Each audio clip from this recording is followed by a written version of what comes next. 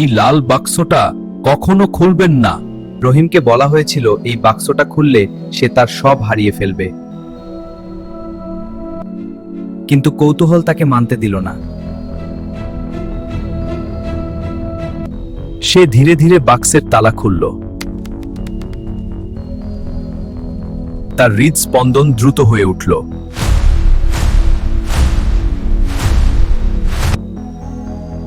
ভেতরে কিছুই ছিল না, শুধু একটা আয়না। ভেতরে আয়নায় সে নিজের মুখ দেখল।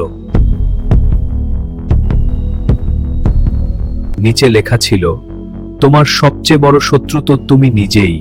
নিজেদের ভয়কে জয় করুন, সাফল্য অবশ্য আসবেই। চ্যানেলটাকে একটা লাইক দিন। এমন আরো গল্প পেতে চ্যানেলটি সাবস্ক্রাইব করুন।